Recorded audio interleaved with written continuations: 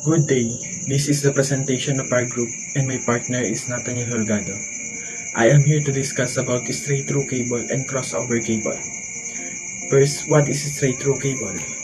This is a type of twisted pair cable that is used in local area networks to connect a computer to a network hub such as copper. In a straight-through cable, we will see colors. The colors inside one and side two has the same colors.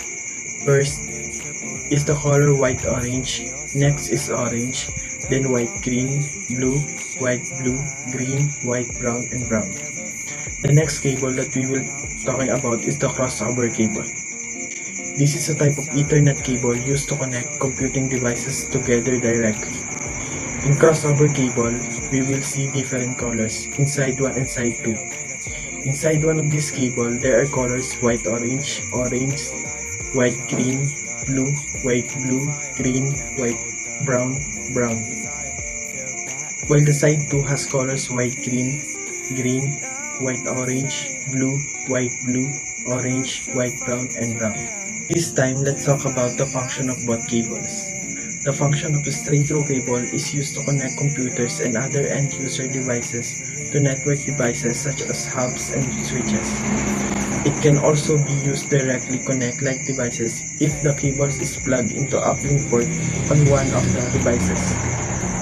While the function of crossover cable is enabled by reversing the transmission and receiving bits at both ends so that output from one computer becomes input to the other, and vice versa. It can also be used to connect two like devices without use of the uplink port. Now let's discuss about the steps in making the both cables. Here are the steps in making straight-through cable. Step 1. Cable inspection. First, a Cat5e or Cat6 cable will be required. Make sure that the body of the wire has not been damaged. Step 2. Stripping the cable.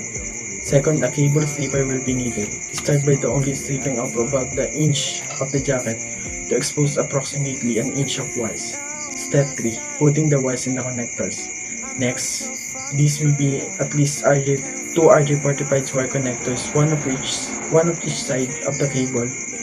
We are making the T568B standard for a straight-through, which means the color order for the wires is going to be exact same on both sides.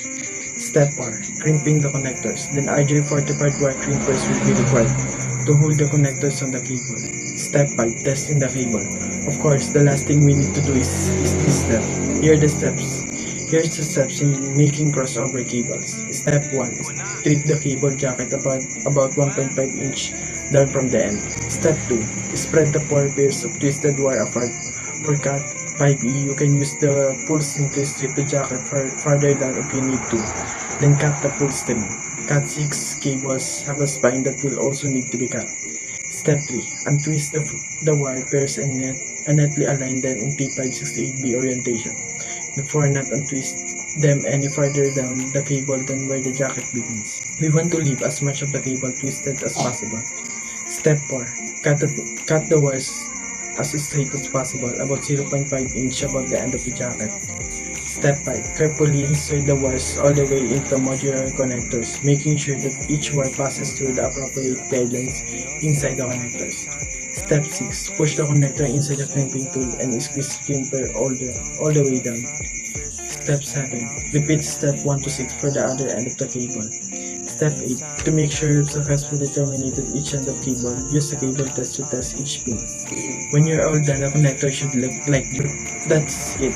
For cross cables, simply make one end of the cable T568A and the other is T568B. Now you can make Ethernet cables of any length. Fix broken connectors and make yourself a crossover cable. The last thing we will go to talk is about the different tools we will use. First, the RJ45. This cable is fundamentally utilized to connect over the Ethernet connection. Next is the cable category, in which it ties in structured cabling of computer networks. The next tool is the crimping tool, in which it used to join or connect two pieces of material by using compression to form a connecting line. The last tool is the LAN tester, in which it covers the fields of insulation and networks control. This is the end of our presentation. Again, I am Johnson Reyes and my partner is Nathaniel Holgado. I hope you learned something in our video. Thank you for watching and listening. Happy learning!